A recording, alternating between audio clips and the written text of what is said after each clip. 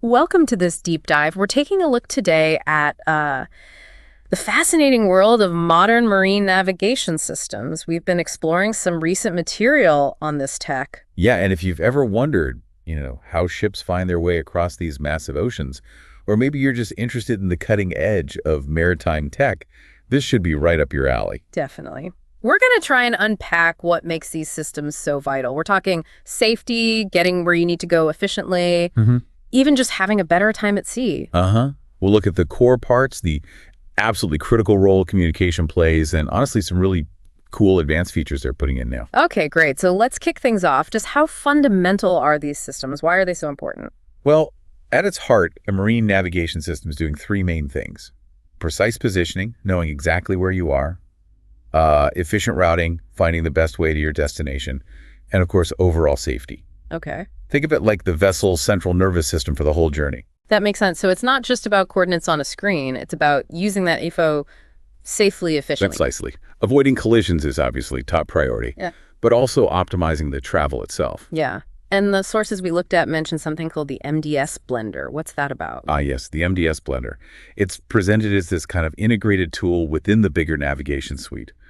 It basically pulls together different data streams. Like what? Things like your radar picture, GPS position, maybe other sensor data too. It blends them, to give the crew a clearer, more unified view for making decisions. Okay, so a data fusion thing, helping navigators see the full picture. That leads us nicely into why these systems are just essential for modern marine electronics. They seem indispensable now. Oh, absolutely. A huge reason is the improved situational awareness. It's just dramatically better. How so? Imagine, driving a car, but with super high-def, 360-degree cameras feeding you info constantly. That's kind of the level of awareness these systems give a vessel. Real-time data, a full understanding of what's around you. Wow, that constant real-time picture sounds incredibly valuable. And I guess that helps with planning voyages more efficiently. Exactly. That's the next big benefit: automated road optimization. So no more plotting with rulers on paper charts? Well, not primarily.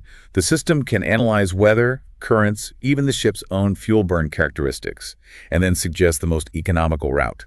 It's not just about saving time, it's real fuel savings, greener operation too. And the safety aspect, you mentioned alerts. Yes, absolutely critical. Integrated safety alerts are built in.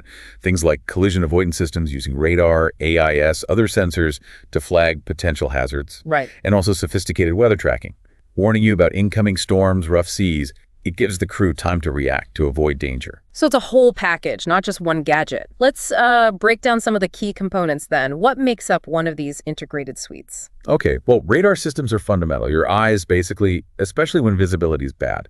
They use radio waves to see obstacles, other ships, land. Radar, got it. Essential. What else? Autopilot integration is huge.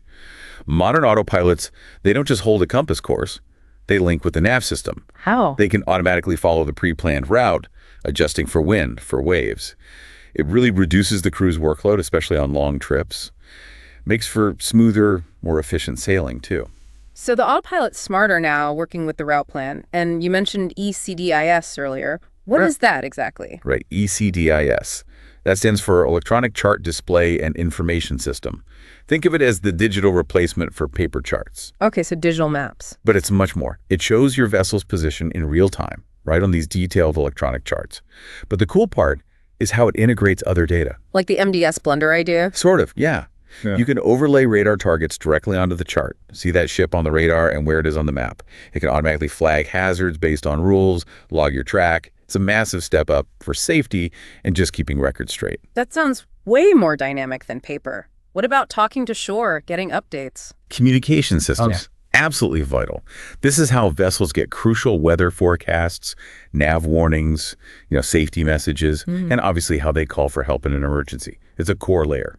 The sources also mention some really advanced stuff like AI doing route optimization. How's that work? Yeah, that's where it gets really interesting. AI is being used to crunch just vast amounts of data instantly. Like what kind of data? Historical weather, real-time ship traffic from AI broadcasts, currents, even like how the specific ship handles in different seas, its engine efficiency. Wow. And the AI calculates a route that saves not just time, but potentially significant fuel compared to older methods, like having this super smart navigator constantly refining the plan. So the AI learns and adapts, and all this relies on staying connected, I assume. Totally. Multi-network connectivity is key. It's like your phone switching between Wi-Fi and mobile data. These systems use GPS for position, AIS for talking to nearby ships, and crucially, satellite communications SATCOM to ensure there's always a data link, even way out in the middle of the ocean. That redundancy is vital. So communication isn't just an extra feature, it's baked right into the core. Exactly. Connectivity is the lifeblood. It enables those real-time updates, the forecasts, the route adjustments we talked about, things like VS systems on yachts. Yeah. Very small aperture terminal. Basically, it provides high-speed, low-latency satellite internet. Makes everything much more responsive. High-speed internet mid-ocean. What are the practical upsides of that kind of reliable connection? Oh, they're huge. First, real-time data access. Always having the latest weather, sea conditions. That's massive for safety. Then, enhanced communication, better coordination with shore support, managing the voyage, and of course, fast, reliable emergency comms if needed. And beyond safety. Well, those automated route adjustments we mentioned, they need connectivity. That leads to better efficiency, real fuel savings, plus remote system monitoring. You mean checking the ship's systems from land? Yeah. Diagnostics, maybe even some troubleshooting, all done remotely. It's incredible. That is pretty amazing. Thinking about diagnosing a problem on a ship thousands of miles away, what about the people on board? How does it change things for them? It massively enhances the experience. For crew and passengers, reliable internet means the captain gets the latest info, sure, but passengers can stream movies, make video calls, even work remotely if they have to. It bridges the gap between sea and shore. So better operations and better quality of life on board. And this integration, it seems like it's always expanding, connecting to more things. Absolutely.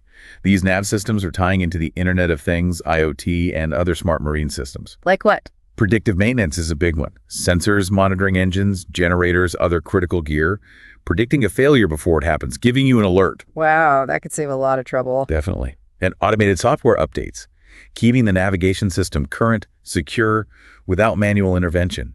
It all leads to better performance, less downtime. It really sounds like investing in these integrated systems is, well, a pretty major upgrade. Why make that leap? Ultimately, it leads to much better decision-making. When you bring all that data, radar, GPS, weather, AIS, together on one screen in a clear way, Yeah. captains and navigators just have a far clearer picture. Yeah. They can anticipate changes, react faster, make choices with more confidence. A clearer picture for better, safer choices. Makes sense. Precisely. And like we said, the AI analytics, the predictive stuff, Yeah. it optimizes routes, boosts safety margins. You move from just reacting to being proactive. And it's built to last, presumably, not something you replace every couple of years. Exactly. Good systems are designed for the long haul. Scalability, compatibility with future tech, that's built in. Regular software updates keep them current.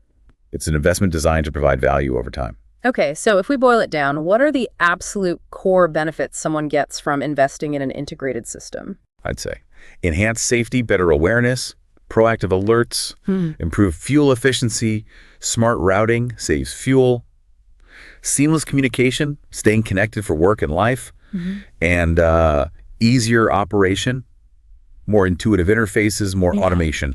Safety, efficiency, communication, ease of use. Pretty compelling. Now, if someone's listening and thinking, okay, I need this, how do they pick the right system? It can't be one size fits all. No, definitely not. Several crucial things to think about. First, vessel type. Is it a yacht, a commercial freighter, a fishing boat? Their needs are very different. Connectivity needs to. How far offshore will you be? Do you need that robust global SATCOM link? So where and how you use the boat matters hugely. What about fitting it in with existing gear? Technology integration. Yep. Yeah. Vital.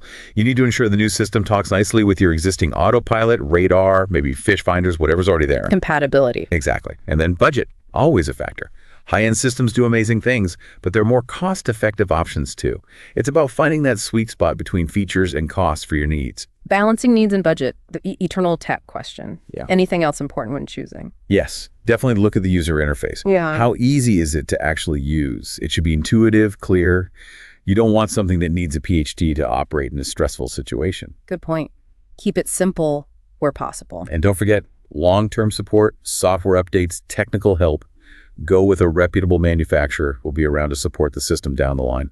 So think beyond the initial purchase. Look at usability. Look at long-term support. Okay, the sources also talked about some really cutting-edge tech pushing navigation even further. What's exciting there? Yeah, we're seeing some really state-of-the-art suites emerging. They integrate even more advanced tools, better situational awareness, smoother decision-making. How? Things like even more sophisticated real-time tracking, more automated route planning, considering even more variables, seamless blending of different communication channels. It's all about navigating confidently anywhere, anytime. Sounds like they're really pushing the envelope. They really are.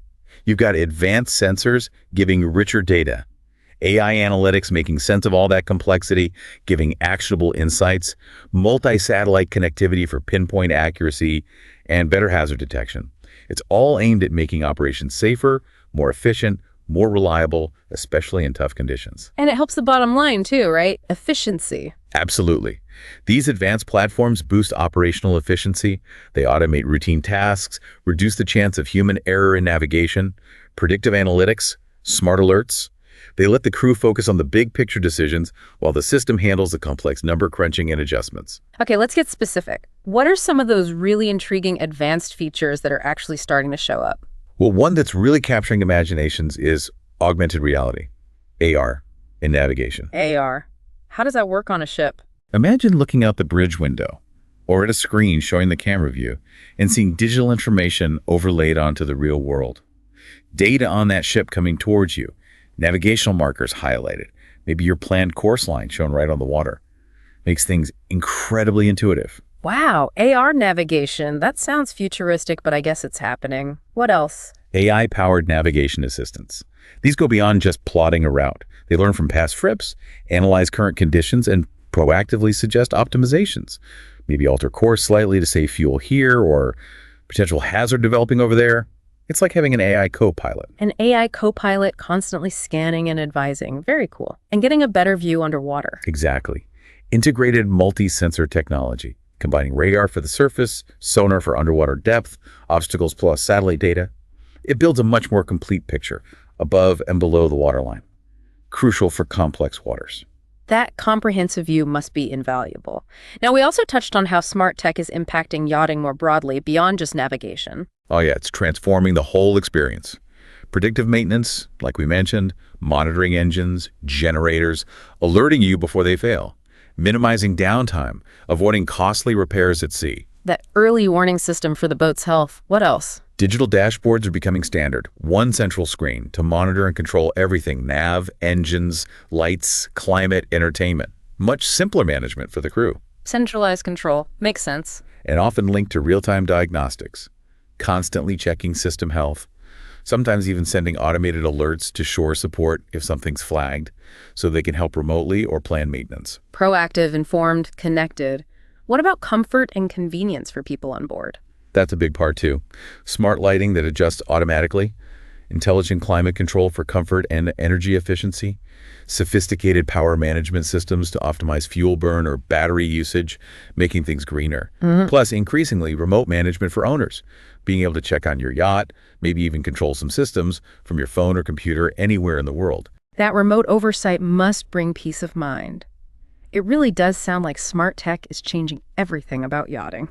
It truly is. And look, if any of this has really sparked your curiosity, the sources we used mentioned some related articles people could check out. Things like navigation technology, essential marine electronics for crisis situations, expert marine electronics repair, and Internet at Sea, the future of marine connectivity. Good places to dive deeper. Excellent. Good recommendations for anyone wanting more detail. So let's try and wrap this deep dive up. Quick recap of the key takeaways. Sure. I think the main thing is that modern marine nav systems aren't just maps anymore. They're these deeply integrated platforms.